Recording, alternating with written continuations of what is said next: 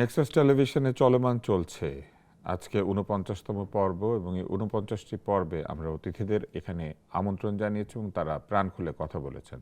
আমরা সমসাময়িক বিষয় নিয়ে কথা বলি, সেখানে রাজনীতি থাকে, অর্থনীতি থাকে, সমাজ থাকে, কখনো কখনো সংস্কৃতিও থাকে এবং আমরা কথা বলার মাধ্যমে একটি সংস্কৃতি তৈরি করার চেষ্টা করছি যেখানে মানুষ মানুষের কথা শুনবে, বলবে এবং একে অন্যের মতামতের প্রতি শ্রদ্ধাশীল হবে। এটাই হচ্ছে গণতন্ত্র। চলুন তাহলে চলমানের আজকের অতিথিদের সাথে পরিচিত হই।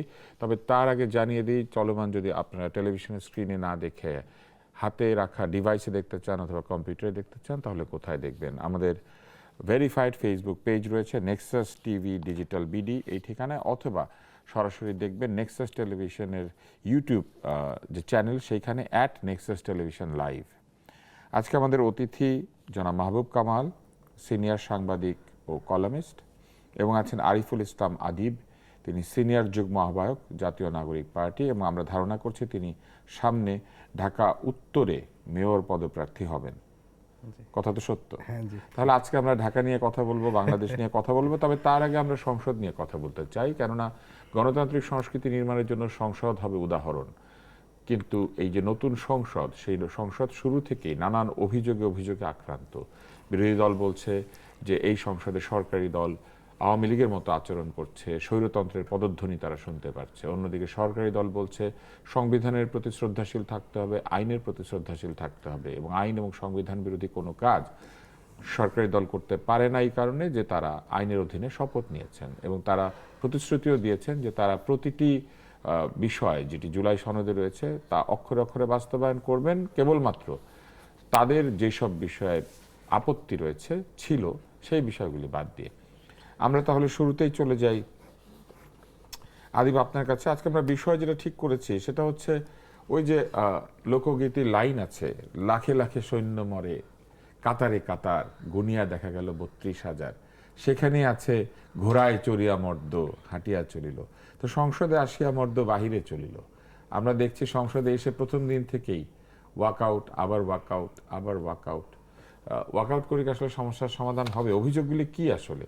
জাতীয় নাগরিক পার্টির সদস্যরা আসলে কি বলতে চাইছেন, অথবা জামাত আর জাতীয় নাগরিক পার্টির এজেন্ডা কি সেম নাকি তাদের আলাদা আলাদা বক্তব্য রয়েছে? ধন্যবাদ আপনাকে এবং একই সাথে আমাদের সিনিয়র আলোচক মাহবুব ভাইকেও ধন্যবাদ। প্রথমত বিষয় হচ্ছে যে আমি যেটার টপিক্সটা নিয়ে একটু আমার দ্বিমত আছে, সেটা হচ্ছে যে সাধারণত যে কোনো স্টেটের জবাবদিহিতা খুব বেশি আদায় করা জবাবদিহিতা না, এটা আলোচনা, মানে হয়তো আলোচনার জায়গা থেকে গভর্নমেন্টের বেশি ইয়াটা করা হয়।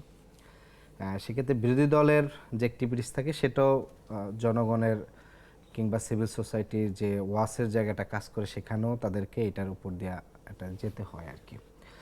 আপনি যেটা বললেন যে সংসদ শুরু হওয়ার পর এখন পর্যন্ত অধিবেশনের যতগুলো দিন অতিবাহিত হয়েছে এর ভিতরে এখন পর্যন্ত সম্ভবত টোটাল ৩ দিন ওয়াকআউট করেছে, ৩ দিন ওয়াকআউট করেছে। তো ওয়াকআউটটা করার পরে যেটা হয়েছে যে ওয়াকআউট আসলে করা ছাড়া তাদের আর কোনো উপায় ছিল কিনা, কিংবা একই সাথে আপনার ইন্ট্রোতেই আপনি প্রথমে বলছেন যে সংসদ আমাদের গণতন্ত্র চর্চার একটা অন্যতম জায়গা এবং এটার মাধ্যমে বিশেষ করে এইবারে যে সংসদ এবার মানুষ বেশ উপভোগ করছে। মানে মানুষ ফেসবুক লাইভগুলোতে, সংসদ টিভিতে প্রচুর মানুষ ইনস্ট্যান্ট দেখে, অনেকগুলো টেলিভিশনের তো প্রায় লাইভ দেখতেছে। টেলিভিশনে রীতিমতো প্রতিদ্বন্দ্বিতা করতে হচ্ছে সংসদ সদস্যদের সাথে, হ্যাঁ, যে কার লাইভ বেশি চলছে, কে ভালো বক্তৃতা দিচ্ছে, হ্যাঁ, এটার কিন্তু একটা তরুণরা কি বলছে। ফলে এটা হচ্ছে যে মানে এটা যে বিগত সংসদগুলোর চেয়ে এই সংসদ যে খুবই প্রাণবন্ত সেটা কিন্তু একটা দৃষ্টান্ত এটার মধ্যে স্থাপিত হয়েছে। দ্বিতীয়ত হয়েছে যে আমাদের এখানের যে সংস্কৃতি, যে বিভিন্ন সময় ওয়াকআউট করা, এটা তো আমাদের ধারাবাহিকভাবে আছে। আপনি যদি বর্তমান সরকারি দল বিএনপির যদি বিগত ধারাবাহিকটাকে আপনারা করবেন, আপনারা তো ধারা বলতেছি যে বিগত সময় যদি আপনি সেই জায়গাগুলো দেখেন, 1 থেকে 6-এর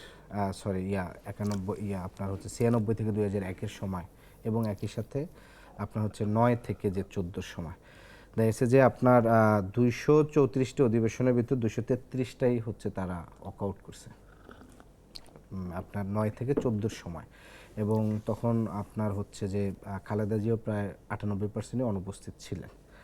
তো সেই তুলনায় এখন পর্যন্ত বিরোধী দল টোটালি নেতা সহ উপস্থিত থাকেন, তিনিও প্রথম সংসদ, সেইটাও আমরা দেখেছি তিনি সংসদে বলছেন। আরেকটা বিষয় বলছেন যে এই ওয়াকআউটগুলো কেন করা হচ্ছে। এখন পর্যন্ত যে ইস্যুগুলোতে ওয়াকআউট করা হয়েছে, একটা ছিল যে অধ্যাদেশ বাতিলের ইস্যু, একটা গুরুত্বপূর্ণ ছিল। আরেকটা ওয়াকআউট ছিল যে জুলাই স্মৃতি জাদুঘরের যে অধ্যাদেশটা ছিল, এখানে আগের নিয়মটা ছিল যে একজন বিশেষজ্ঞকে নিয়োগ দিবে, সরকারি নিয়োগ দিবে বা জুলাই জাদুঘরের প্রধান প্রধান, কমিটির প্রধান হ্যাঁ, হিসেবে। না পুরা ওইটার পরিচালক যে প্রধান থাকবেন আর কি ওইটার। এখন তো মুস্তফা সরোয়ার ফারুকী মনে হয়। না এখন কি আছেন, এখন তো এটা তো সংস্কৃতি মন্ত্রণালয়ের আন্ডারে। হ্যাঁ, কিন্তু জুলাই জাদুঘরের কমিটির প্রধান ফারুকী সাহেব না? না, কমিটি প্রধান না, এটা হচ্ছে যে এটা টোটাল মূল পরিচালক যে থাকবেন আর কি। তো এইটা আগের অধ্যাদেশ অনুযায়ী ছিল যে এটা একজন বিশেষজ্ঞ বাট গভর্নমেন্টই নিয়োগ দিবেন। তো ওইটাকে সম্বন্ধে তারা সংশোধন করে সরাসরি এটার প্রধান ডিরেক্ট সংস্কৃতি মন্ত্রীকেই করা হচ্ছে। এটা একটা দলীয়করণের জায়গা থেকে মূলত এই আপনার মন্ত্রী আরো বেশি গুরুত্বপূর্ণ না? মানে না, মন্ত্রী গুরুত্বপূর্ণ, একই সাথে মন্ত্রী যেটা হয় যে বাংলাদেশে যে ধরেন একসাথে মন্ত্রীর তো আরো মন্ত্রণালয়ের কাজ আছে, এটা তো তার আন্ডারও আরেকজন করতে পারে। তো ফলশ্রুতিতে যেটা হয়েছে, আপনার মন্ত্রণালয়ের প্রধান যদি সেই ওইটার প্রধান থাকে, তাহলে ওই ওই জায়গায় অনেক কাজ দেখেছে যে তার কারণে ধরেন সে একসাথে অনেকগুলো দায়িত্ব পালন করে কতটুকু পারবে এটা। দ্বিতীয়ত ওইখানের বিশেষজ্ঞ যদি থাকে, বিশেষজ্ঞ মন্ত্রী নিয়োগ দিবে কিংবা হচ্ছে ওই দলই হচ্ছে নিয়োগ দিবে, সেই জায়গার থেকে আপনার বিশেষজ্ঞর জন্য এই কাজটা করাটা আরও বেশি বেটার হইতো। বরঞ্চ আমরা দেখেছি যে ধরেন পুরো গভর্নমেন্ট গঠন করার পর থেকে এখানকার প্রতিষ্ঠানগুলোর প্রধান নিয়োগের ক্ষেত্রে যে ধরনের তারা হচ্ছে দলীয়করণ এবং কিছু কিছু ক্ষেত্রে ডিরেক্ট আত্মীয়করণ যেটা করলো, আপনি যদি বাংলাদেশ ব্যাংকের গভর্নরকে যেই প্রক্রিয়া হচ্ছে আপনার হচ্ছে এখানে প্রধানকে বসানো হলো, পুরো তার আগে ওখানকার কর্মকর্তাদের দ্বারা পুরো একটা মব ক্রিয়েট করে এক ধরনের ফিজিক্যালি অ্যাসল্ট পর্যন্ত হচ্ছে এক ধরনের পরিস্থিতি তৈরি হয়েছে।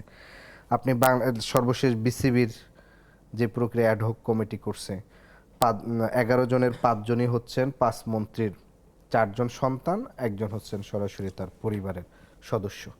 তো ফলে এই প্রক্রিয়াটা কিন্তু ধরেন হচ্ছে যে অধ্যাদেশটা সংশোধন করছে সেটার সাথে কিন্তু এটা একটা রিলেটেড।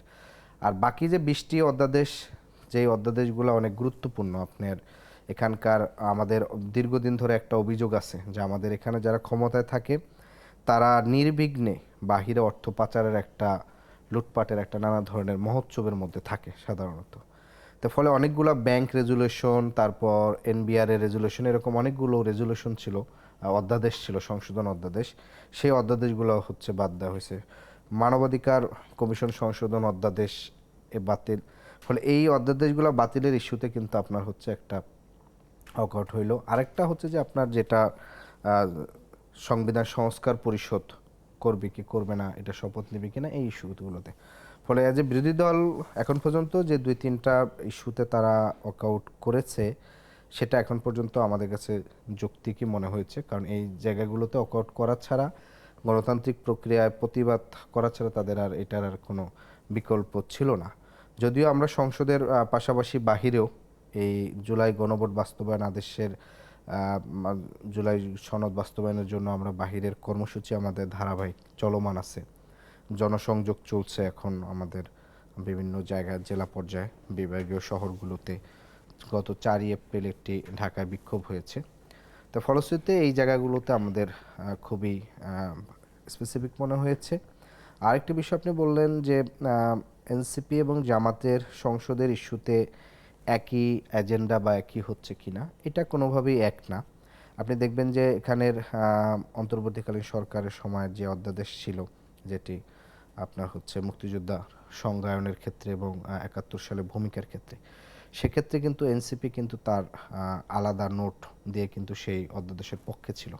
ফলে যে জোট আকারে তার সাথে থেকে যে জামাতের কিন্তু সেই মুক্তিযুদ্ধের বিল নিয়ে আপত্তি ছিল, সেক্ষেত্রে এনসিপি কিন্তু জোট আকারে তার সাথে সেই জায়গাটা কিন্তু তারা আপনার হচ্ছে সেই অধ্যাদেশে সংহতি জ্ঞাপন করে নেয়।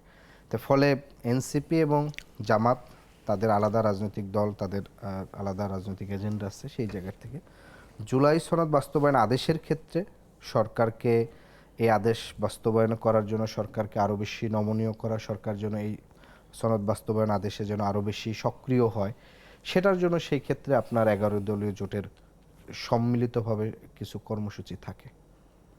তার মানে আপনারা সরাসরি তাদের সঙ্গে যুগপৎ কর্মসূচি দিচ্ছেন না, কিন্তু কিছু কিছু বিষয়ে তারা না, জুলাই রিলেটেড বিচার related বিষয় বিচার আপনারা সংস্কার তাদের সাথে ইস্যুতে একসাথে করবেন, সম্মিলিতভাবে কিছু কিছু প্রোগ্রাম হচ্ছে, আবার আলাদা আলাদা আলাদা আলাদা প্রত্যেকটা হচ্ছে। দলের কিন্তু প্রোগ্রাম হচ্ছে। আমি আর কি একটু সার্চ দিলাম, দিয়ে দেখলাম যে অন্তর্বর্তী সরকারের সাবেক সংস্কৃতি বিষয়ক উপদেষ্টা মোস্তফা সরয়ার ফারুকী এখন পর্যন্ত পর্ষদের সভাপতি। না, এটা হইছে আপনার এখন পর্যন্ত আর কি। হ্যাঁ, মানে ঠিক তিনি আছে। সভাপতি ছিলেন।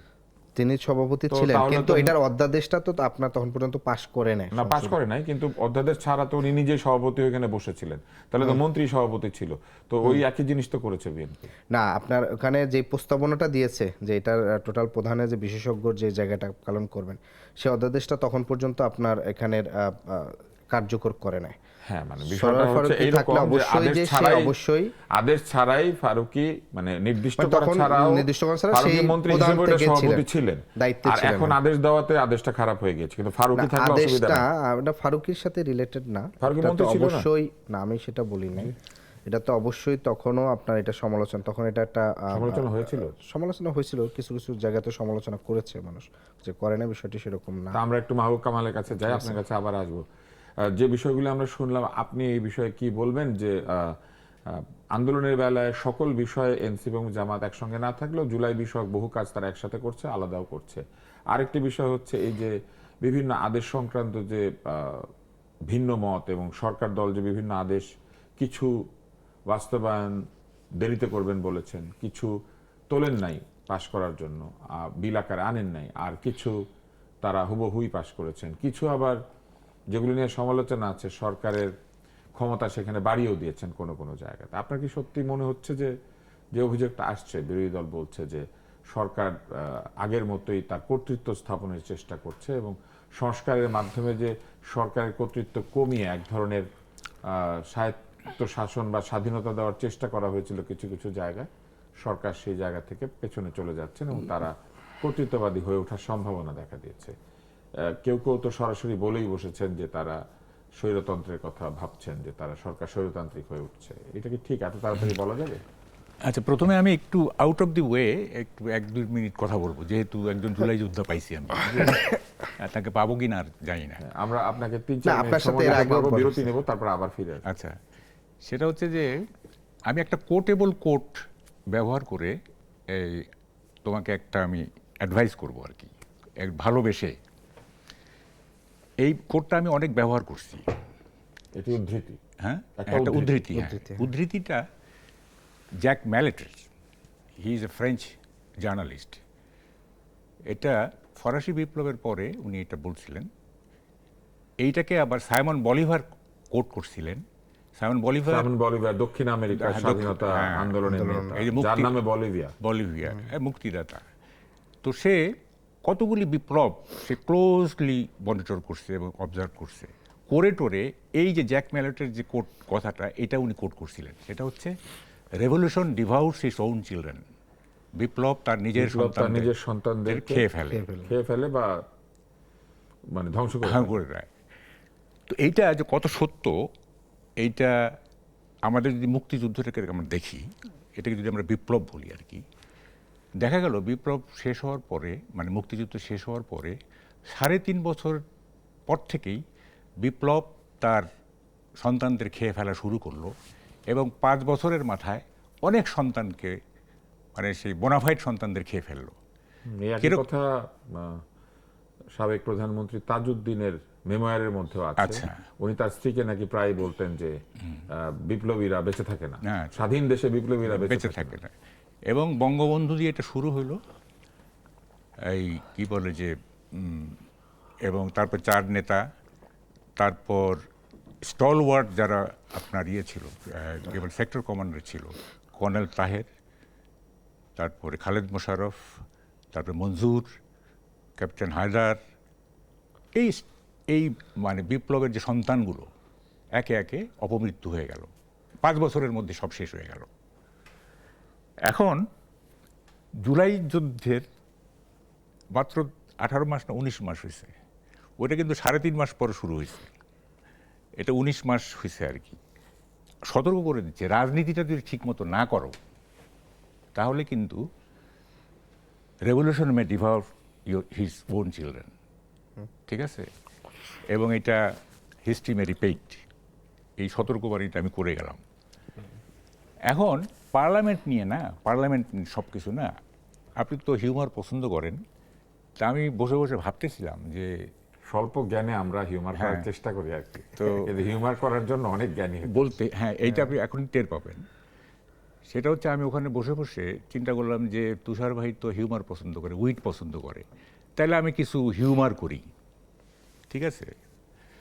তখন আমি পার্লামেন্ট নিয়ে যে পার্লামেন্টারিয়ানরা কি কি স্যাটায়ার করছিল সেইগুলি আমি একটু জট ডাউন করলাম এখানে বসে, ঠিক আছে। আচ্ছা, প্রথমে একটা সিরিয় কমেডি বলি, সেটা হলো লেনিন বুর্জোয়া পার্লামেন্টকে একটা প্রাণীর খোয়ার হিসাবে উল্লেখ হ্যাঁ, উনি করেছিলেন। বলেছিলেন, হ্যাঁ, একটা হ্যাঁ, প্রাণী এই মানে প্রাণীটার নামে, শূকরের খামার বলেছিলেন। হ্যাঁ শুকর, হ্যাঁ, শুকর আমি বলে। এটা উচ্চারণ করতে চাচ্ছি না, কারণ শরীর লেনিন না, তো বলতেই পারেন, লেনিন তো বুর্জোয়াদের বিরোধী ছিলেন। সেটা না, আমার শরীর নাপাক হয়ে যাবে বা কারণে আমি একটু উচ্চারণ করি, একটা প্রাণী বলছি আমি। যাই হোক, তো উনি সমাজতান্ত্রিক যেহেতু ওটা বলতেই পারেন। এখন পার্লামেন্টারি পলিটিক্স যারা করেন তারা কি বলতেছেন দেখেন, স্যাটায়ার করতেছেন কিভাবে, এবং মোস্টলি এগুলি ব্রিটিশ পার্লামেন্টারিয়ান। যেমন একজন বলছেন যে England can never be destroyed except by her parliament. ইংল্যান্ডকে ধ্বংস করতে পারে শুধুমাত্র তার তার পার্লামেন্ট, সংসদ। আর কেউ আমরা পার্লামেন্ট, ইংল্যান্ডের অস্তিত্ব সংসদ। হ্যাঁ, ইংল্যান্ডকে আর কেউ ধ্বংস করতে পারবে না।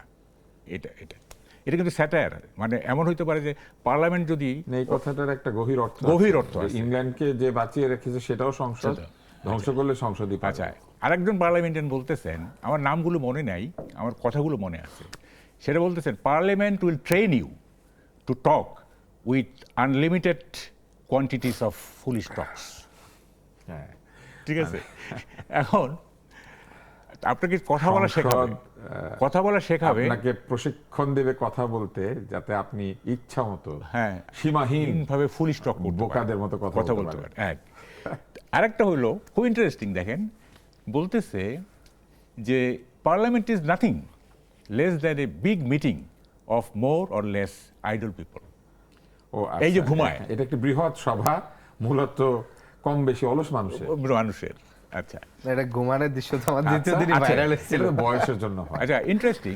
বয়স, ক্লান্তি, আচ্ছা। এবং ওইখানে এসি থাকে, আবার আর একই রকম কথাবার্তা হতে সেটা, থাকে। আরেকজন বলতেছেন ইট ওয়াজ নট লং বিফোর, বেশি দিন হয় নাই, মানুষ আবিষ্কার করেছে যে একজন স্ট্রিট আর্চিনকে তার শেষ হররগুলো যদি দেখতে হয় তাহলে তাকে এমপি বানিয়ে পার্লামেন্টে ঢোকাও। কি ভয়াবহ কথা। মানে একজন ভবঘুরে অথবা একজন ভবঘুরেকে পথ শিশুকে যদি তুমি তার শেষ আতঙ্কের দিনগুলি দিতে চাও, চাও, তাহলে সংসদে পাঠিয়ে দাও, এবং ভয়ঙ্কর কথা। He will act. এবং সবচেয়ে মজার কথাটা বলছে উইনস্টন চার্চিল, এটা আমার মনে আছে। উইনস্টন চার্চিল উনি মারাত্মক, উনি বলতেছেন আমি যখন লিডার অফ দ্য হাউস থাকি তখন আমি আমার ফেলো এমপিদের কথা বলার সুযোগ করে দেই, তারা কথা বলতে থাকে। কারণ সুযোগটা এই জন্যই দেয়, তারা যদি কথা বলা বন্ধ করে দেয় তাহলে তারা চিন্তা করা শুরু করবে, সেটা আরো ভয়ঙ্কর। You understand? তাহলে আমরা আপাতত কথা না বলি, হ্যাঁ, একটু চিন্তা করি। চিন্তার সময়টা হচ্ছে বিরতি। বিরতি শেষ পর হলো আমরা না, ফিরে কিন্তু শেষ আসবো। হলো না। না, আমি ফিরে আসবো, এই আলোচনাতেই ফিরে আসবো। যেহেতু কথা বললে চিন্তা করার সুযোগ পাওয়া যায় না, তাই আপনারাও একটু চিন্তা করেন, আমরাও একটু চিন্তা করি। এই ফাঁকে একটু বিরতি নেই, বিরতির পর ফিরে আসবো চলমানে। বিরতির পর ফিরেছি চলমানে। আমরা একটু আগে কথা বলছিলাম বিভিন্ন উদ্ধৃতি নিয়ে। মাহবুব কামাল আমাদেরকে জানাচ্ছিলেন যে বিখ্যাত লোকেরা সংসদ নিয়ে কি বলেছেন। এগুলো সব বিখ্যাত লোকদের কথা, আমাদের কথা না। তবে অনেক কথার মধ্যে গভীর চিন্তার বিষয় রয়েছে। যেমন একটি হচ্ছে চার্চিল বলেছেন যে তিনি সংসদ সদস্যদেরকে কথা বলতে দেন, কারণ কথা বন্ধ করলেই তারা চিন্তা করবে, আর চিন্তাটা আরো ভয়ঙ্কর, আরো ভয়ঙ্কর। আমি আপনার কাছে শেষ করে দিই। আরো অনেক আছে, তবে আমি দুই একটা বলে শেষ করব। এই একটা হলো, if you admire parliament it is a disease, to cure it you should go into it and look at it. ও আচ্ছা, দূর থেকে পার্লামেন্ট দেখে প্রশংসা করাটা একটা ধরনের অসুখ। হ্যাঁ, পার্লামেন্টকে বুঝতে হলে ভিতরে যাইতে হবে, অসুখটা সারাতে হবে, এবং সুখটা সারাতে হবে। মানে পার্লামেন্টে ঢুকলে পার্লামেন্ট সম্বন্ধে ধারণা বদল হয়ে যায়। বুঝছেন? পরে কি স্যাটায়ার করছে দেখেন। এটা ব্রিটিশ কিন্তু তারা স্যাটার করতে পারেন কারণ তাদের হাজার বছরের পার্লামেন্টের পার্লামেন্ট ঐতিহ্য ইত্যাদি আছে। আছে। আমরা তো আমাদের পার্লামেন্ট তৈরি করে ঠিক মতো রাখতেই পারি না, ভুয়া ইলেকশন করি, কত কিছু করি। আচ্ছা যাই হোক, এখন আমি এইটুকু শেষ আরো আছে যেমন এই যে ভুয়া ইলেকশন সম্পর্কে তাদের কোনো মন্তব্য কি আপনার জানা আছে? আছে এটা আপনার মার্ক টুয়াইন, হ্যাঁ, কি বলেছিলেন? মার্ক টুয়াইনের সময় যে ইলেকটেড গভর্নমেন্ট হচ্ছে বলছে we have the best government money can buy. ও, সেটা তো এখনো আমেরিকাতে তো টাকা দিয়ে ইলেকশন হয়, দেখেন প্রচুর কত টাকা লাগে। আচ্ছা, আমেরিকাতে তো সব জায়গায় একটা সেন্টেন্সের মধ্যে দেখেন we have the best government money can by, মানে কি ভয়াবহ রসিক আর কি। এবং মার্ক টুয়েন সেইরকম দেখতে সেরকম ছিলেন। আচ্ছা এই তো শেষ আমার জীবনে একটা স্মৃতি আছে, মার্ক টুয়েন শ্রীলঙ্কাতে একটা জায়গাতে এসে ছিলেন, একটা হোটেলে। আমি সেই ঘরটায় ছিলেন। বাহ ছিলাম জেনে শুনে, কারণ আমি চেয়েছি। তারপর আর্থার সি ক্লার্ক আরেকটা রুমে থাকতেন, আমি পরের দিন ওইখানে গিয়ে থেকেছি। এবং সমারসেট মমও সেখানে থেকেছেন, আমি সেই ঘরে গিয়ে থেকেছি। আমি সমারসেট যদিও তাদের প্যারিসে আমি তাদের সমারসেট মেধাবুদ্ধির কোনো কাছাকাছি আমার যাওয়ার সম্ভাবনা নাই, কিন্তু ঘরটায় থেকে দেখেছি যে কেমন। আমি ব্যক্তিগতভাবে মার্ক টুয়াইন, নিটসে এগুলি ছাড়া কিছু বুঝি না, বুঝছেন, অন্য কিছু আমি বুঝি না। যাই হোক, মার্ক টুয়েনকে আমার অসম্ভব ভালো লাগে। অসম্ভব। হাকলবেরি ফিন এবং টম সয়ার, যদিও শিশু সাহিত্য, কিন্তু এর মধ্যে অসম্ভব দার্শনিক চিন্তা এবং আছে। তার যে হিউমার, তার যে স্যাটায়ার, মানে যাই হোক। এখন দেখেন এক মূল কথায় আসি আমরা, সেটা হচ্ছে দেখেন the protection of our liberty does not depend on parliament, nor it depends on our judiciary. It depends only on our love for liberty. Parliament কিচ্ছু করতে পারবে না, জুডিশিয়ারিও কিচ্ছু করতে পারবে না। আমরা যদি আমাদের স্বাধীনতাকে ভালো না বাসি, তাহলে এটার কোনো প্রোটেকশন নাই, জনগণই আসলে রাষ্ট্রের রক্ষা করে, তাই না? জনগণই আসলে রাষ্ট্র এবং সংসদের সেই। প্রোটেক্টর। তবে আমি এই পার্লামেন্টে এই যে এতগুলি কথা বললেন, না এই কয়েকদিনে আমার একটা খুব ভালো লাগতেছে, সেটা হচ্ছে এই যে কি বলে যে মুক্তিযোদ্ধার সংজ্ঞা, তারপরে ধরেন যে কি পাকিস্তানি কোলাবোরেটরদের লিস্ট ইত্যাদি, বা পার্লামেন্টের বাইরে শিশু মুক্তিযোদ্ধা, তারপরে প্রথম মুক্তিযোদ্ধা, এই যে কথাগুলি উঠতেছে না, আমাদের মুক্তিযুদ্ধ গ্লোরিফাইড হচ্ছে। আপনি এটা বুঝতেছেন কিনা? যে যারা মুক্তিযুদ্ধের বিরোধিতা করেছিল তারা লজ্জায় এখন সেখান থেকে নাম বাদ দিতে চায়। এখন ইউটার্ন নিচ্ছে সবাই, এবং যখনই আপনি তারা কি বলতেছে, it is beside the point, what is inside the point is মুক্তিযুদ্ধকে আফল করা হচ্ছে, যেটা 19 বছর হচ্ছে নাকি উল্টাটাও হচ্ছে। মুক্তিযোদ্ধারা যে গৌরবের সঙ্গে যুদ্ধ করেছিলেন দেশি কোলাবোরেটর এবং বিদেশি আর্মির বিরুদ্ধে, সেখান থেকে দেশি কোলাবোরেটররা বলছে যে না, আমাদের সাথে যুদ্ধ করে নাই। না না তাদেরকে আমরা গ্লোরিফাইড হচ্ছে। না আপনি পয়েন্টটা বুঝতেছেন না। যেমন ধরেন তারা লজ্জা পাচ্ছে আর কি হ্যাঁ। ওই ভূমিকার জন্য, হ্যাঁ। কিন্তু ইতিহাস মুছতে চেষ্টা করছে, সেটা কি ঠিক? না কথাটা হচ্ছে যে আপনি যখন এই 19 মাস কি হয়েছে, 19 মাস হয়েছে 19 মাস মুক্তিযুদ্ধকে চূড়ান্তভাবে আক্রান্ত ডিফেম করা হচ্ছে। এখন কি করছে, ক্রেডিট নেওয়ার চেষ্টা করা হচ্ছে, অ্যাগ্রেসিভলি মুক্তিযুদ্ধের বিরুদ্ধে কথা বলা, তাই না? এখন কিন্তু ক্রেডিট নেওয়ার চেষ্টা করা হচ্ছে যে অমুক শিশু মুক্তিযোদ্ধা ঘোষণা করা হোক। তার মানেটা কি? মুক্তিযুদ্ধকে যখন আপনি কি বলে যে এটা একটা কৃতিত্বের ব্যাপার, মানে মুক্তিযুদ্ধ একটি গ্লোরিফাইড, একটি মহৎ মহান বস্তু, যে কারণে অংশীদারিত্ব পাওয়ার জন্য সকলেই চেষ্টা করছে। এটা কিন্তু আমার কাছে খুবই এটা আপনার কাছে ভালো লাগছে। খুবই আমরা আদিবের কাছে যাই, আবার আপনার কাছে ফিরবো। আদিব, আমরা একটা বিষয় শুনেছিলাম, স্বরাষ্ট্রমন্ত্রী বলেছিলেন যে এই দেশে আর মব থাকবে না বা মব বন্ধ হবে, কিন্তু আমরা লক্ষ্য করছি যে মব বন্ধ হয় নাই। এবং একজন সুফি হিসেবে পরিচিত একজন ব্যক্তি, সেই ব্যক্তিকে তার বাসভবনে পিটিয়ে হত্যা করা হয়েছে এবং অত্যন্ত করুণভাবে এই কাজটি করা হয়েছে। তিনি নাকি দরজা খুলেছিলেন এবং দরজা খোলার পরে তিনি তাদেরকে এক ধরনের সম্ভাষণও করেছিলেন হাসি মুখে, কিন্তু ওই অবস্থায় তারা তাকে প্রহার করে মেরে ফেলেছে। এই যে মব কেন বন্ধ হচ্ছে না, এবং আপনার কি মনে হয় যে এটা সমর্থনযোগ্য যে মানুষকে এইভাবে পিটিয়ে হত্যা করবে কোনো বিচার ছাড়া এখনো? না, এটা প্রথমত বিষয় হচ্ছে যে আমাদের এটা গতকালকে যে ঘটনাটি ঘটেছে কুষ্টিয়ায়, সেটি হচ্ছে যে শুধু এটা কুষ্টিয়ায় না, আমরা দেখেছিলাম সম্ভবত গত সপ্তাহে সিলেটের একটি অনুষ্ঠান, বাউল গানের অনুষ্ঠানে সরাসরি হামলা করে সম্ভবত অনুষ্ঠানটা একেবারে পণ্ড করা হয়েছিল সিলেটের জায়গাটি। তারপর তো এই ব্যক্তিকে হত্যা করা হলো। হ্যাঁ, মানে ওইটার পরপরই, মানে সপ্তাহখানেক পরে আর কি। প্রথমত হয়েছে যে আপনি বিচার বহির্ভূতভাবে ধরেন যে কোনো হত্যাকাণ্ডই, মানে সে যত বড়ই অপরাধী হোক, তাকে তো একটা প্রক্রিয়ার মধ্যে দিয়ে তাকে বিচারের মুখোমুখি করাটা। আমরা আমাদের দলের অবস্থানের জায়গা থেকে গতকালকে এটার বিষয়ে একটা স্পষ্ট আমাদের বার্তা দেওয়া হয়েছে যে যেখানে স্বরাষ্ট্রমন্ত্রী তিনি সম্ভবত দায়িত্ব নেওয়ার পরদিন বা সপ্তাহখানেকের মধ্যে বলছিলেন যে দেশে এখন আর কোনো মব চলবে না, কিংবা হচ্ছে এখন হচ্ছে আপনার এটা নিয়ন্ত্রণ করা হবে। এবং অন্তর্বর্তীকালীন সরকারের সবচেয়ে বড় একটা মানে সমালোচনাগুলোর মধ্যে এটা অন্যতম ছিল যে তারা মব কন্ট্রোল করতে পারতেছে না।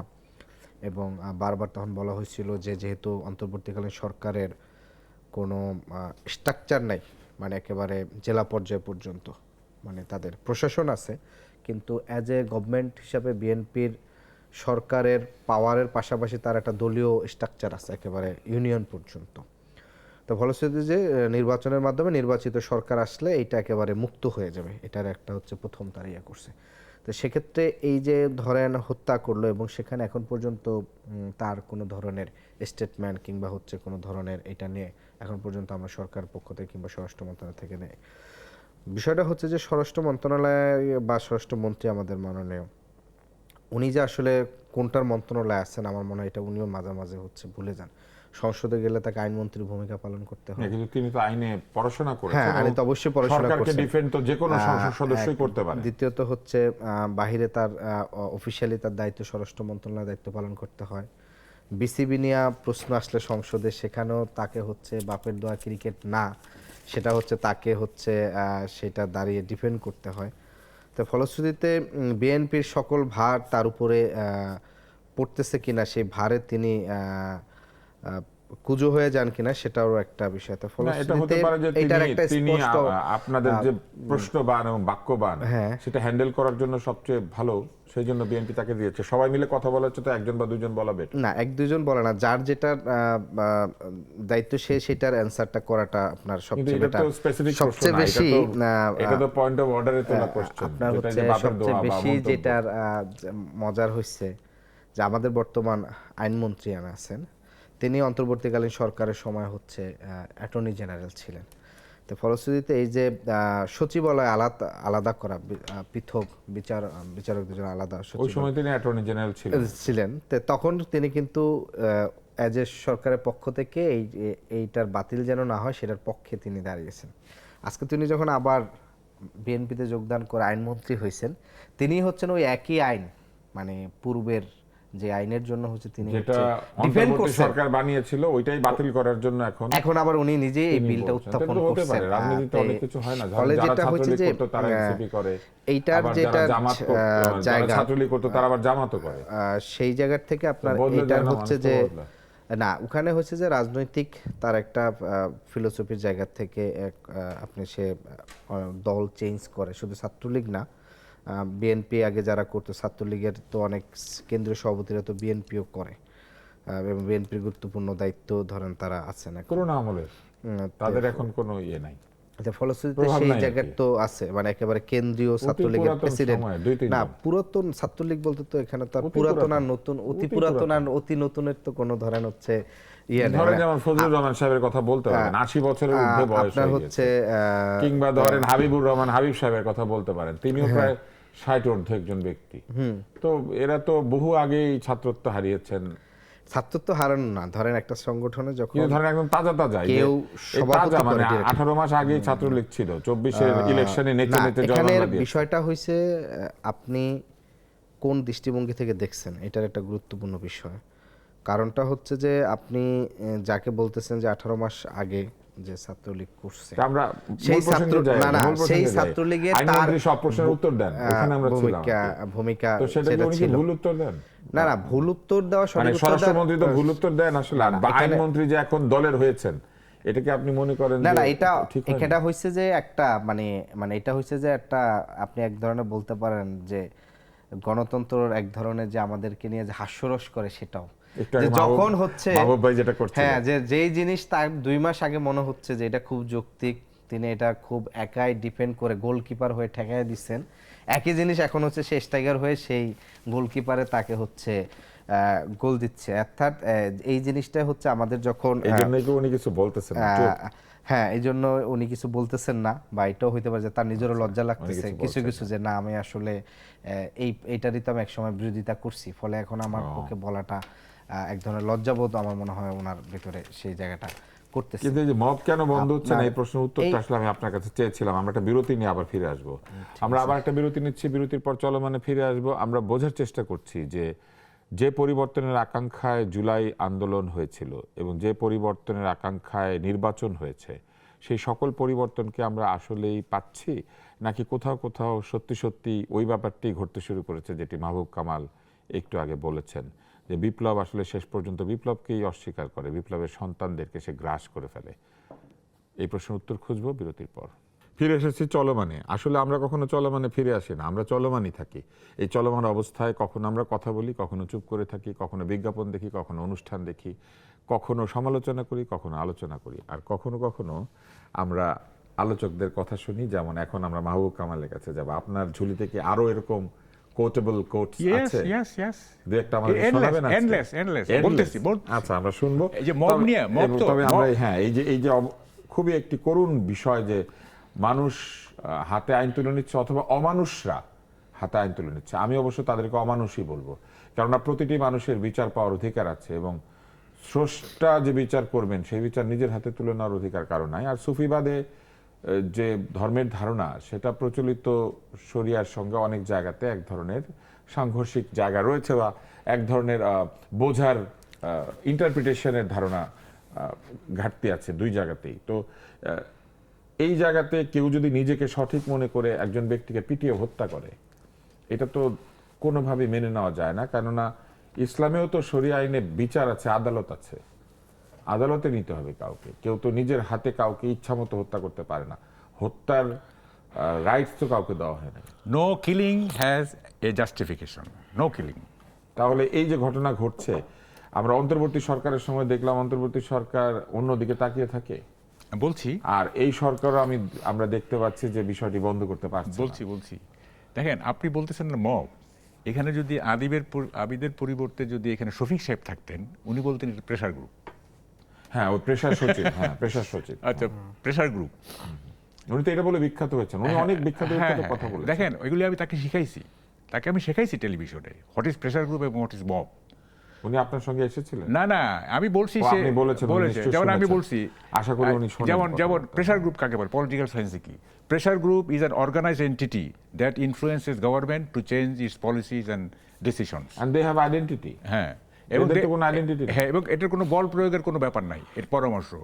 আর মব হচ্ছে disorderly riotous crowd to achieve a particular goal. এখানে বল প্রয়োগের ব্যাপার আছে। বিশৃঙ্খল দাঙ্গাবাজ, জনগোষ্ঠী, যারা দাঙ্গাবাজ এবং দাঙ্গাবাজের মাধ্যমে নিজেদের উদ্দেশ্য চরিতার্থ করার চেষ্টা করে। That is mob. দেখেন, I was prophetic to say, আমি বলতেছিলাম এই নিউজের আমলেই, যে যেভাবে মব ইনস্টিটিউশনালাইজ হচ্ছে, ইলেকশন অর নো ইলেকশন, এই মব সহজে দূর হবে না। Exactly those words. ঠিক আছে, সহজে দূর হবে না। কেন দূর হবে না? যদি শাস্তির বিধান করা হয়, যারা এই কাজগুলি করেছে তাদেরকে ধরে শুনেন, নিয়ে বিচার করা হয়। আমি বলি, সোসাইটিতে কিছু গুণগত পরিবর্তন হয়ে গেছে, এগুলি আমরা খেয়াল করতেছি না। এগুলি আমি আরেকটা দিন আমাকে ডাইকেন, আমি এগুলি ব্যাখ্যা করব। আপনি যে কোনো দিন। আচ্ছা, ইনশাআল্লাহ। দেখেন, আপনি স্বরাষ্ট্রমন্ত্রী বলছে না যে no mob, politics is the only profession where you can lie, where you can break your promise, where you can cheat, still you will be respected. এরকম প্রফেশন আমরা তাহলে দুইজন রাজনীতি করছি না কেন? দেখেন, এরকম প্রফেশন কিন্তু আর নাই। আপনি মিথ্যা বলবেন, প্রমিস ভাঙবেন, সবকিছু করবেন, তারপরও আপনাকে সম্মান করা হবে। যেন ওই যে একটা আরেকটা আপনার মতো কোট আছে, everything is fair in love and war, there is nothing final in politics. এবং দেখেন, বলে না, পলিটিক্সের শেষ কথা বলে কিছু নাই। এবং দেখেন, রাজনীতিবিদরা তাদের যে ক্রেডিবিলিটি, হ্যাঁ, আপনি বলতেছেন না আরো কোট আছে কিনা, দেখেন একটা সুন্দর কোট দিচ্ছি আপনাকে। আপনি জার্নালিস্টের জায়গায় জাস্ট পলিটিশিয়ান বসাই দিবেন।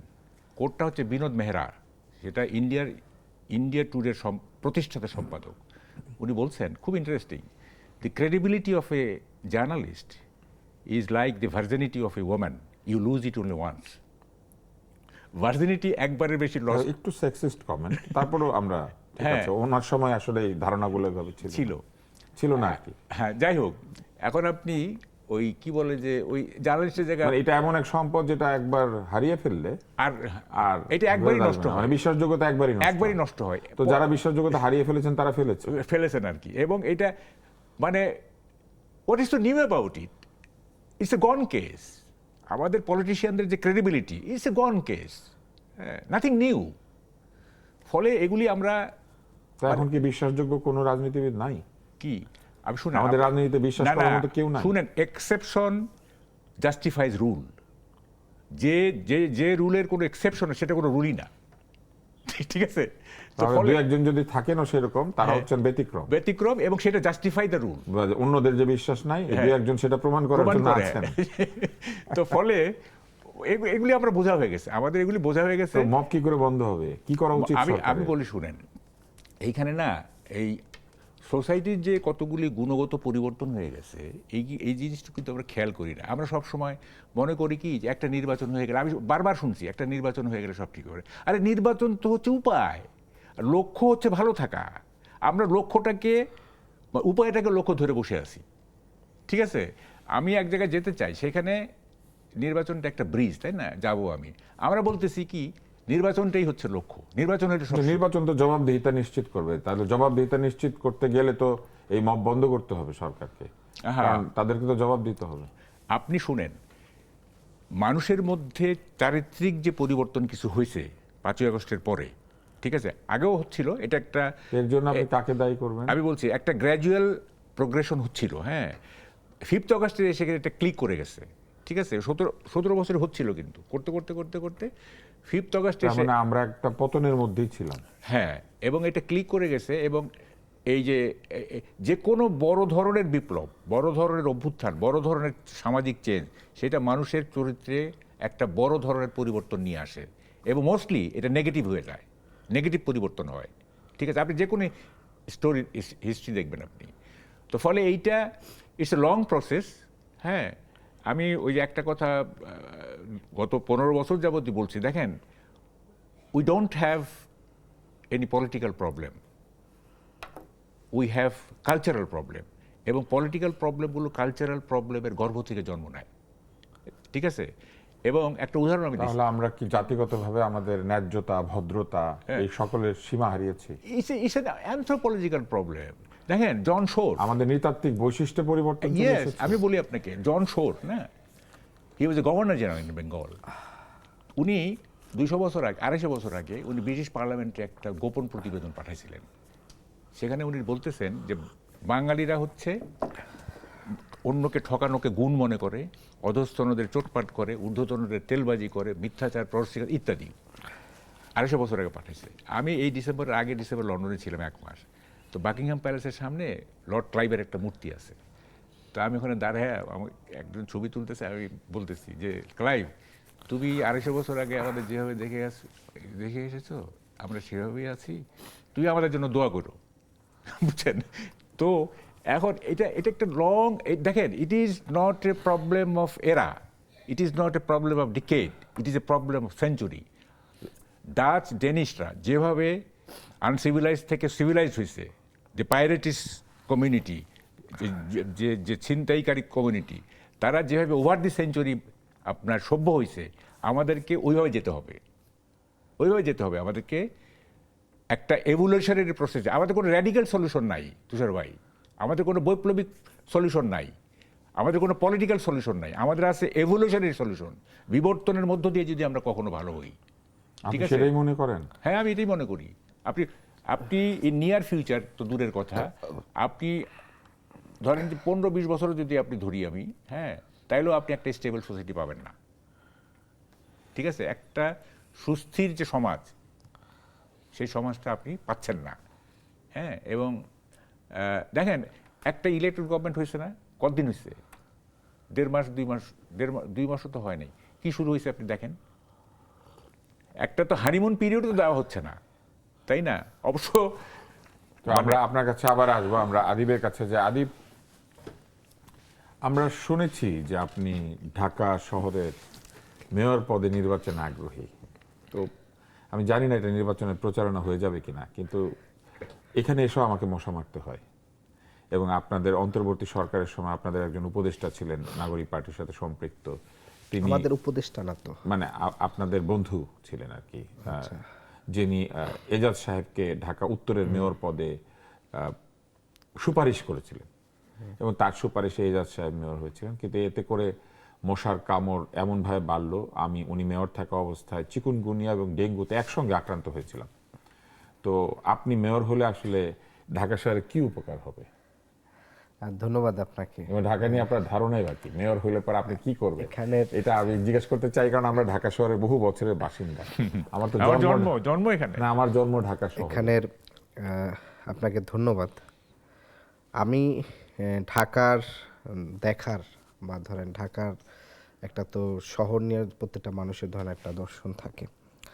আপনি যদি এখানে একটা শিশুকে বা বলেন যে এটা ঢাকা রাজধানী, তো ওর কাছে দাঁড়ালে আমি অবশ্যই আপনাকে একক ইন্টারভিউ করব। হ্যাঁ, আমি চাই যে ঢাকা শহরে আপনি মেয়র হতে চান, ঢাকা নিয়ে আপনারা আসলে কি ভেবেছেন?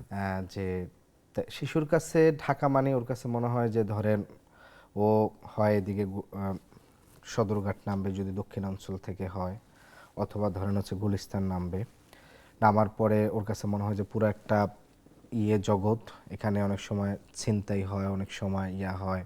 এখানে আত্মীয় স্বজনের বাসায় উঠতে গেলেও আপনার হচ্ছে আপনার ওটার কি বলে, মানে এক ধরনের ধরেন ওটারে কি বলে, একটা নেতিবাচক প্রভাব, মানে এখানে আত্মীয় স্বজনের বাসাও তো অনেক ছোট হয়ে গেছে। আমি তো ওইটাই বলছি, এখানে এই পরিচয়টা আসলে দেওয়াও, মানে তখন পরিচয় দেয় না আত্মীয় স্বজন, যে বলবেন যে কি অবস্থা দেয়, অনেক সময় ফোন ধরে না।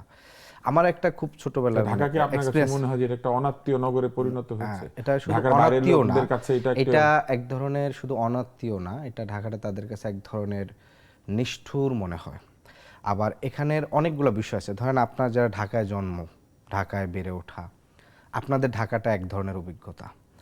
আমরা তো আমাদের চোখের সামনে ঢাকা শহর নষ্ট হতে দেখি জন্ম থেকে, মানে এটা একটা অভিজ্ঞতা, জন্ম থেকে নষ্ট কিন্তু হচ্ছে শহরটা। এই ঢাকা তো আমাদের পুরো মানে নেশনের, মানে যারা হচ্ছে ঢাকার বাইরে থেকে ঢাকায় আসে, প্রথমে পড়াশোনা করে সে জবের জন্য স্ট্রাগল করে, জব পাওয়ার পরে আবার সেখানে থাকে, এরপরে তার ফ্যামিলি সহ থাকার চেষ্টা করে, তাদের একরকম ধরেন থাকে। আবার অনেকে হচ্ছে জাস্ট জীবনে কোনো রকম বেঁচে থাকার জন্য থাকে। তো ফলে আমার কাছে একেবারে আমি তিনটা শব্দের আমার কাছে যেটা মনে হচ্ছে, যে আমি এটা অনেক জায়গায় বলছি, যে এটা একটা পরিকল্পিত, নিরাপদ এবং একই সাথে মানবিক ও ইনসাফের নগরী করাটা। কিভাবে করবেন? ঢাকার মেয়রের ক্ষমতা আছে এটা করার? না, আমি ওই পয়েন্টে আসছি। প্রথমত হচ্ছে ঢাকায় যদি আপনি মেয়রই চায় যে সব কিছু করবে, তাই সে করতে পারবে না। ঢাকার মেয়র ধরেন চিন্তা করলো যে আমি এই খালটাকে দূষণ মুক্ত করব বা দখল মুক্ত করব। এখন দেখা গেছে যে ধরেন ঢাকার এই খালটা ধরেন ওই গাজীপুরের টঙ্গীর লেস থেকে শুরু করে আইসা ধরেন হচ্ছে ঢাকা উত্তর সিটি কর্পোরেশনে পড়ছে। ফলে প্রথমে সবচেয়ে বেশি যেটা দরকার সেটা হচ্ছে এখানে একটা ইন্টিগ্রেটেড গভর্নেন্স দরকার। আপনার অনেকগুলো বড় শহর ধরেন সিটি, সব মেয়র এগুলো বলতো না এটা না ধর আমি ওটা বলতেছি, ধরেন মানে এটা শুধু মানে মেয়ররা চাইলে হবে না, সিটি গভর্নমেন্ট আমাকে শুরু করছিল পুরো ন্যাশনের, মানে ন্যাশনালি এটার একটা পলিসি হইতে হবে যে শুধু ঢাকা উত্তর সিটি না, ঢাকা উত্তর সিটি, দক্ষিণ সিটি, গাজীপুর এবং নারায়ণগঞ্জ, এবং একই সাথে সাভার এবং ঢাকা 1-2 যে আসন, অর্থাৎ 4টা সিটি, এবং টোটাল এই 4টা সিটির ভিতরে সংসদীয় আসন হয়েছে টোটাল 27টা। এই পুরোটাই কিন্তু ঢাকা, মানে আমরা শুধু ঢাকা ধরেন উত্তর দক্ষিণ আলাদা করব, এখানে রাজুকের ধরেন আলাদা এক ধরনের তার অথরিটি থাকে, এখানে মন্ত্রণালয় দুই দিকে অথরিটি আছে, আবার মন্ত্রণালয়গুলোর ওয়াসা একরকম মন্ত্রণালয় থাকে। ফলে আমি একটা সামনে একটা দিব, এটা নিয়ে আমি অনেকের সাথে বসতেছি, কথা বলতেছি, যে আমরা যদি ঢাকা চার্টার নামে আলাদা একটা রেগুলেশন যদি এটা করতে পারি ইন্টিগ্রেটেড গভর্নেন্সের জন্য, যে এইটার জন্যই, কারণ আপনি যদি ঢাকাটা আলটিমেটলি না পাচ্ছেন, দেশের মধ্যে একটা শহরের জন্য আলাদা, শহরের জন্য এটা ধরুন আছে আপনার নিউ ইয়র্ক সিটির যে ধরুন মেয়র হয়, তাকে নিউ ইয়র্ক সিটি মানে charter of city of new York, এটার উপরে তাকে কিন্তু শপথ নিতে হয়।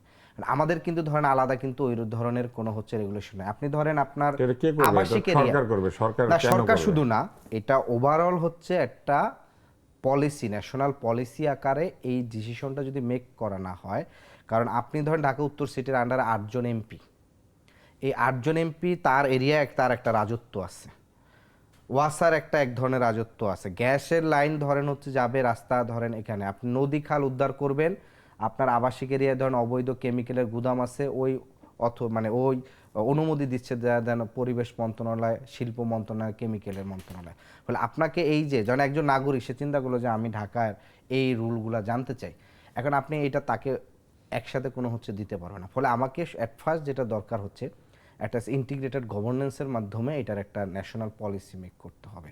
দ্বিতীয়ত হচ্ছে এটাকে শহরটাকে নিরাপদ করতে হবে। নিরাপদ বলতে এখানে জীবন জীবিকা এবং আপনি ধরেন একজন রিক্সা চালক থেকে শুরু করে আপনার যে ধরেন গুলশানে বসবাস করে প্রত্যেকের জন্য এটা একটা নিরাপদ নগরী করতে হবে। নারীদের জন্য এটা একটা নিরাপত্তা আরও এক্সট্রা বেশি নিরাপত্তাটা দরকার। গেল দুইটা, নারীদের জন্য নিরাপত্তাটা এটা গুরুত্বপূর্ণ দরকার। আপনার এখানকার নদী খাল পরিবেশ দূষণ দখল সেইটার মুক্ত আমাকে এটার জন্য করতে হবে। একটা শিশু ঢাকায় যদি বেড়ে ওঠে, সেই শিশুটা বেড়ে ওঠার জন্য আমি তাকে এই শহরটাকে কিভাবে দিচ্ছি, ফলে এই তার বেড়ে ওঠার মাধ্যমেই তার কিন্তু ওই যে চিন্তা দর্শন এবং জীবন নিয়ে তার একটা কিন্তু ধরেন বোঝাপড়া হয়ে ওঠে। ফলে যেইটা সে পরবর্তী কর্মজীবনে সে পলিটিক্সে সে তার জায়গায় ঢাকা শহরে যারা পলিটিক্স করেন অধিকাংশই ঢাকায় জন্মান নাই। তো এই জায়গায় না, আবার তো ধরেন ঢাকার কিং যারা তারা তো ধরেন তো এখানে বেড়েই ওঠে নাই। তো ঢাকায় যাদেরকে আপনি এইভাবে বড় করবেন তারা তো মেয়র হবে না। কিং যারা মেয়র হবে ধরেন নোয়াখালী থেকে আগত, কিন্তু ধরেন সিলেট থেকে আগত মেয়র যে হবে ঢাকায় যে বড় বেড়ে উঠতেছে বা বড় হয়েছে যার জন্ম থেকে, এবং সে যদি তার পলিটিক্যাল ডেস্টিনেশনের জায়গা যদি চিন্তা না করে যে আমি জনপ্রতিনিধি হব, তাহলে সেই জায়গাটা কথা বলছেন। আমার এই বিষয়ে অনেক আগ্রহী কারণে যে আমি ঢাকার দুজন মেয়রের সাথে কাছাকাছি কাজ করেছি। একজন হচ্ছেন মেয়র হানিফ, আমি তখন একদম তরুণ, আমি সেইখানে ইউএসএআইডির হয়ে স্বাস্থ্য বিভাগের সাথে কাজ করতাম পোলিও প্রকল্পে, এবং আমি খুব কাছে থেকে দেখেছি ঢাকার এই নগর ভবন কিভাবে নিয়ন্ত্রিত হয়। এবং তারপরে আমি আরেকজন মেয়রের সাথে ঘনিষ্ঠভাবে কাজ করেছি, আনিসুল হক, এবং তার সঙ্গে আমি আরও বেশ গভীরভাবে কাজ করেছি। ঢাকাকে সবাই বলে যে তারা সুন্দর করবে, কিন্তু ঢাকাকে আদৌ সুন্দর করার জন্য যা প্রয়োজন সেটা কি সকলে বুঝতে পারে? এই নিয়ে আমাদের সামনে একটা চলমান করতে হবে। আজকে আদিককে পেয়েছি বলে প্রশ্ন করেছি, তবে তার মধ্যে বিরতি নিতেই হবে। বিরতি নিলাম, ফিরে আসছি চলমানে। ফিরে এলাম চলমানে এবং কথা বলছিলাম ঢাকা শহর নিয়ে। ঢাকা শহর নিয়ে সামনে আমরা কথা বলবো। আজকে আদিবকে কাছে পেয়েছিলাম বলে আমরা তাকে প্রশ্ন করেছি। আমরা আবার মাহবুব কামাল আপনার কাছে আসি, তারপর আদিবকে দিয়ে শেষ করি। আজকে বয়স কম, সাধারণত তারা শেষ করে না, সুযোগ দেওয়া উচিত। আজকে তারা শেষ করুক। হ্যাঁ, বয়স কম হলে না অনেক অসুবিধা। বড়রা কিন্তু কখনো বলে বেয়াদব, কখনো বলে যে বেশি কথা বলে, কখনো আবার বলে কথা বলিস না কেন, কথা বল, মানে সবকিছু। তবে আমি মনে করি যে বড় এবং ছোটের মধ্যে একটা সম্পর্ক থাকা উচিত। আপনার কাছে আসি, আমরা ঢাকা নিয়ে কথা বলছিলাম। আপনার জন্ম ঢাকায়, আমার জন্ম ঢাকায়, এবং ওই একটা সময় আমরা পুরনো ঢাকাতেই জন্মেছি, পরে আমরা বিভিন্ন জায়গায় থাকতে শুরু করেছি। আপনার কি মনে হয় ঢাকা নিয়ে যে মেয়ররা অনেক প্রতিশ্রুতি দেয়, কোথায় গিয়ে আসলে পারে না? শুনেন, আমি বলি, ঢাকা একটা আনপ্ল্যান্ড সিটি না, one of the unplanned city of the world. এটা বরং আমাদের সবচেয়ে আনপ্ল্যান্ড মনে হয়। It is spontaneous city. এটা একটা একদমই তাই। লোকে এসে জমি কিনে, তারপর ওখানে বাড়ি ঘর বানায়, তারপরে পানির লাইন, গ্যাসের লাইন যায়। এটা একটা স্বতঃস্ফূর্ত শহর। কিরকম অদ্ভুত শহর কম আছে। হ্যাঁ, মানে ফুলের পাপড়ি যেমন কেউ ফোটায় না, সে নিজে নিজে ফুটে। হ্যাঁ, ঢাকাও নিজে নিজে ফুটে গেছে সে, এবং কেউ এটাকে নিয়ন্ত্রণ করে না। এটা একটা আনপ্ল্যান, আনকন্ট্রোল। কিন্তু উদাহরণ ভাই ফুলের সাথে হবে না। মানে ঢাকা একটা নদী ছিল, হঠাৎ দেখলাম নদী নাই, বাঁধ হয়েছে। বাঁধের পরে দেখলাম ওইখানে কিছু জমি ভরাট হয়েছে, আবার শুনি ওইটার নাম নাকি ঢাকা উদ্যান।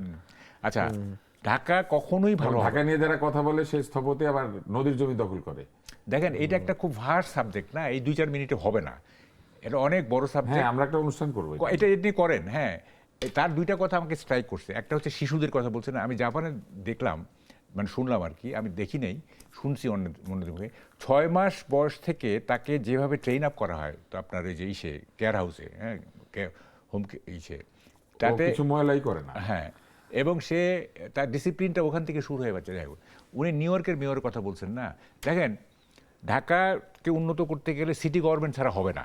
যেমন নিউ ইয়র্কের মেয়র হানিফ সাহেব বহু আগে বলেছেন, কেউ এখন পর্যন্ত হয় না। এটা ব্যুরোক্রেটরা এটা কখনোই চাবে না, এবং এটা কখনো হবে না। নগর সরকার, হ্যাঁ, উনি নিউ ইয়র্কের মেয়র কথা বলেন। নিউ ইয়র্কের যে মেয়র জুলিয়ানি, সেখানে তো সিটি গভর্নমেন্ট আছে, সেই জন্যই পেরেছে। যেমন ধরেন একটা উদাহরণ দিই, আপনার সময় নাই। জুলিয়ানি মেয়র হওয়ার আগে এটা একটা ক্রাইম জোন ছিল নিউ ইয়র্ক, উনি এসে এটাকে ক্রাইম ফ্রি করছেন। তো আমি তার একটা ইন্টারভিউ দেখতেছিলাম, ওনাকে বলছে যে আচ্ছা আপনি এটাকে ক্রাইম ফ্রি করলেন, what is the secret of your success? তো বললো যে দেখেন, আই ডিড নাথিং, আমি কিছুই করিনি, I just suspended some police officers and that's all.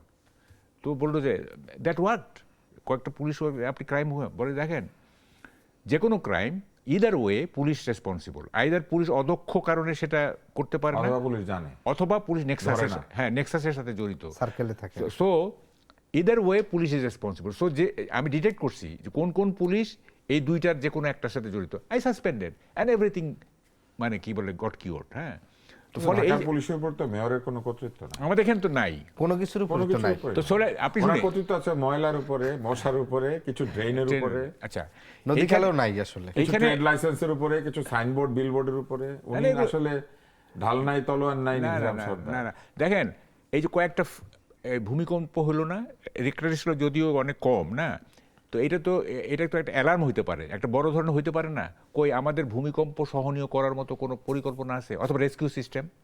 হ্যাঁ, কিন্তু সেটা আবার ঢাকার মেয়রের অধীনে নাই, ওটা দমকল বাহিনী এবং হ্যাঁ, কথাটা হচ্ছে কি কোনো আপনি কিছু আসলে ওনার অধীনে নাই। না, আমি বলতেছি উনি ওয়াসা, আসলে সিনেমা নায়কের মতো। হ্যাঁ, ইলেকট্রিসিটি একরকম ভাবে ইয়ে করতেছে, আইসা ওয়াসা এসে তার মতো করে আবার ইয়ে করতেছে। হ্যাঁ, তো ফলে এই যে বিভিন্ন ডিপার্টমেন্টের মধ্যে যে ইনার কন্ট্রাডিকশন, হ্যাঁ, এবং এগুলির কোনো ইয়ে নাই আর কি, হ্যাঁ, কোনো মানে কি বলে এটা সমন্বিত যে একটা ব্যাপার সেটা নাই, এবং এটা হবেও না। সিটি গভর্নমেন্ট ছাড়া এগুলো হবে না, খামাখা বলে তো লাভ নাই। এবং যে যত আপনি মনে করেন সিটি গভর্নমেন্ট হওয়া দরকার? অবশ্যই দরকার, সিটি গভর্নমেন্ট ছাড়া এগুলো হবে সেটা না। হলে যদি আদিবদের মতো কেউ মেয়র হয়, তারা পারবে কাজ করতে। হ্যাঁ, এবং সিটি গভর্নমেন্টের আন্ডার, পুলিশকে অবশ্যই সিটি গভর্নমেন্টের আন্ডারে থাকতে হবে, পুলিশকে অবশ্যই থাকতে হবে, মানে মেট্রোপলিটন। হ্যাঁ, মেট্রোপলিটন পুলিশ। তো ফলে এগুলো তাহলে এই যে স্বরাষ্ট্রমন্ত্রী, আইনমন্ত্রী, এত মন্ত্রী, তাদের কর্তৃত্ব কমে যাবে না? আপনি যদি ওইভাবে বলেন তাহলে তো আপনি একদম করে হাত দেন। অ্যাকচুয়ালি আমাদের সব কিছুই তো নির্ধারিত হয় ব্যুরোক্রেসি দ্বারা। হ্যাঁ, পলিটিশিয়ানরা খুব একটা কিন্তু প্রভাব বিস্তার করতে পারে না। তাহলে আপনি মনে করেন এই সকল সমস্যার মূলে রয়েছেন প্রশাসন?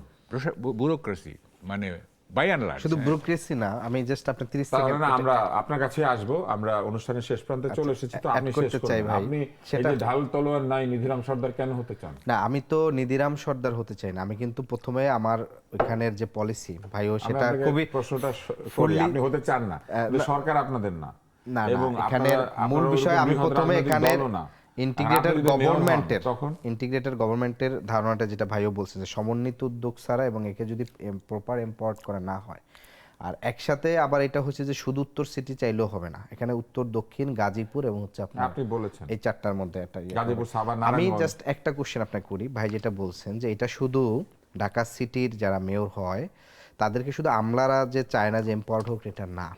আমাদের, আমি যদি জাস্ট একটা কোশ্চেন করি, এটা আপনি জাস্ট পরে চিন্তা করেন, যে বাংলাদেশের মানে বৃহৎ যে দুইটা দল ছিল আওয়ামী লীগ, বিএনপি, তাদের জেনারেল সেক্রেটারি কোনোদিন কেন ঢাকা থেকে হয় না? এই কোশ্চেনটা কি কখনো কেউ কোনোদিন কিভাবে কোশ্চেনটা করছে? আমার কাছে যেটা মনে হয়, বাংলাদেশে বৃহৎ যে দুটা দল তাদের যে পরিবারতন্ত্রটাকে যে সাস্টেইন করে রেখেছে, আপনি অল্টারনেটিভ আমরা কোশ্চেন করি না যে আগে করতো যে শেখ হাসিনার বিকল্প কে, এখন তারেক রহমানের বিকল্প কে, এই কোশ্চেনগুলো আসছে। কোনো সিটি গভর্নমেন্ট যদি সে প্রপারলি ভালোভাবে, আমরা দেখি যে ওয়ার্ল্ডের অনেক ভালো দেশগুলোতে যে বিভিন্ন জায়গায় ভালো সিনেটরের দায়িত্ব পালন করছে, মেয়রের দায়িত্ব পালন করছে, দেন তারা ওইসব দেশের ওই সরকারের প্রেসিডেন্ট ক্যান্ডিডেট হয়েছে কিংবা হচ্ছে প্রাইম মিনিস্টার ক্যান্ডিডেট ছিল। ফলে আমাদের এখানের যে ধরেন এত লাখ লোকের যারা দায়িত্বটা যদি এক্সিকিউট করে, তখন তার ওই পদটা এক ধরনের রুদ্ধ করা থাকে যে সে যে নেক্সট পুরো রাষ্ট্রের দায়িত্ব নেওয়ার জন্য যে ক্যাপাবল হয়ে উঠবে কিনা, এই জায়গাটা এক ধরনের দলগুলোর মধ্যে হচ্ছে এক ধরনের ইয়া থাকে যে না, এখানে হচ্ছে আসলে এটাকে এত বেশি এম্পাওয়ার করা যাবে না, এম্পাওয়ার করলে সে নেক্সট হচ্ছে পার্টির মূল লিডারশিপের জন্য চ্যালেঞ্জ হয়ে যাবে। এটা কিন্তু এক ধরনের চর্চা, মানে আমি এটা দেখছি যে দুই দলের অন্তত জেনারেল সেক্রেটারিরা এরা ঢাকার হন না, অথবা ঢাকায় যারা খুব পাওয়ারফুল থাকেন এদেরকে হচ্ছে পার্টি পলিটিক্সে খুব বেশি আবার ধরেন আপনার ওটার কি বলে মানে বিএনপির ধরেন সর্বোচ্চ স্থায়ী কমিটি, আওয়ামী লীগের হচ্ছে প্রেসিডিয়াম সদস্য, মানে খুব জায়গায় ওই জায়গায় আসলে আবার এম্পাওয়ারমেন্টটার জায়গা হয় না। তো আমি যেটা বলবো যে আমাদের একটা জাস্ট আমার একটা ফিলোসফিক্যাল, মানে আমি যেটা চিন্তা করছি যে আমরা আপনাদের যে দল ফ্যাসিবাদের সময় সেখানে কি ঢাকার লোক আছে? ফ্যাসিবাদের সময় আমরা একটা আপনাদের দলে কি ঢাকার লোক আছে? ঢাকার জেনারেল লোক আছে। সেক্রেটারি কিংবা বড় না না, পদে? আমাদের ডিরেক্ট আহ্বায়ক তো ঢাকার, মানে সে তো বাড্ডার একেবারে মানে এখানেই বেড়ে ওঠা, এখানেই তার জন্ম থেকে শুরু করে আহ্বায়ক ঢাকার, সেক্রেটারি রংপুরের, তারপরে আমাদের হাসনাত। তো আমরা আমি একদম শেষ জাস্ট করবো, আমাদের হাতে টাইম নাই একদম। আমি যেটা বলতে চাচ্ছিলাম সেটা হচ্ছে যে ফ্যাসিবাদের সময় আমরা একটা স্লোগান দেখছি যে শেখ হাসিনার যে উন্নয়ন দর্শনের জায়গা থেকে যে গ্রাম হবে শহর। তো আমার কাছে মনে হয় আমরা শহরগুলাকে যদি গ্রাম করি তাহলে এইটা উল্টা আমাদের জন্য বাঁচার একটা উপায় হবে। আপনি এখানে উল্টো করবেন বলতে মানে একেবারে গ্রামের যে সেবাটা নাই বিষয়টা সেটা না, আপনি হচ্ছে তাকে সেবাটা দিবেন, বাট গ্রামের যে একটা আন্তরিকতা থাকে। গ্রামে কিন্তু আপনার এই চাইল্ড কেয়ারের দরকার হয় না, ওল্ড কেয়ারের দরকার হয় না। ওইখানে একই বাড়িতে ধরেন যে থাকে, এক ঘরে হচ্ছে ধরেন বৃদ্ধ থাকে, আরেক ঘরে ধরেন শিশু থাকে, ওই শিশু অটো ওই বৃদ্ধের হাত ধরে বেড়ে ওঠে এবং তাদের ভিতরে একটা আত্মিক বন্ধন গড়ে ওঠে। ঢাকায় একই বিল্ডিংয়ে পাশাপাশি ফ্ল্যাটে ধরেন অনেক টাকার মালিক, সন্তানরা সব বাইরে থাকে, সে ধরেন মারা যাচ্ছে, পাশের ফ্ল্যাটে দেখা গেছে যে গ্রাজুয়েশন শেষ করে বেকার ছেলে আত্মহত্যা করছে তার টাকার অভাবে। ফলে এটা হচ্ছে যে অপরিচিত থাকার কারণে নিজেদের ভিতর শেয়ারিং কেয়ারিং এর অভাবে আমরা এই আলোচনাকে আরো দীর্ঘায়িত করব। অনিরাপদ আমরা থাকে খুব আর কি। ইন্টারেস্টিং একটা জায়গায় এসে পৌঁছেছি। আমরা আশা করছি যে আপনি যদি আরো সামনে এটা নিয়ে প্রার্থী হন, আলোচনা হবে। আমরা তখন আপনাদের দুজনকে আবার এনে ঢাকা বিষয়ক একটা অনুষ্ঠান করতে পারি, অথবা এককভাবে আপনাকেও জিজ্ঞেস করতে পারি। আমরা শুরু করেছিলাম সংসদ দিয়ে। সংসদ তো ঢাকায়। আমরা রাজনীতির কথা বলি, রাজনীতির কেন্দ্রবিন্দুও ঢাকা। আমরা বাংলাদেশের সকল কর্মকাণ্ডের কেন্দ্রবিন্দুতে পরিণত করেছি ঢাকা শহরকে, কিন্তু ঢাকাকে আমরা ক্রমাগত অবাসযোগ্য করে ফেলছি। এবং এই শহর অমানবিক, এই শহর নিষ্ঠুর, এবং এই নিষ্ঠুরতা সারা বাংলাদেশে সঞ্চারিত হয়েছে। বাংলাদেশের জায়গায় জায়গায় মব হচ্ছে, মানুষ আইন হাতে তুলে নিয়ে হত্যা করছে, যে হত্যা থেকে ঢাকা শহরও কিন্তু বেঁচে নাই। এবং আমরা ঢাকা শহরেই দেখেছি কিভাবে ব্যবসায়ীকে নিহত করা হচ্ছে রাস্তার উপরে, কিভাবে বিশ্ববিদ্যালয়ের ক্যান্টিনে খাওয়ানোর পরে হত্যা করা হচ্ছে একজন হয়তো মানসিকভাবে অসুস্থ অথবা একজন অভুক্ত ব্যক্তিকে। আমরা দেখছি কিভাবে ঢাকা শহরে ছিনতাই হচ্ছে বিভিন্ন জায়গাতে, কিভাবে নারীরা অপমানিত হচ্ছেন, কিভাবে শিশুরা নির্যাতিত হচ্ছেন। এই শহর কি আসলেই মানুষের শহর আছে? আর যে বাংলাদেশের রাজধানী মানুষের নাই, বাংলাদেশ কি মানুষের আছে?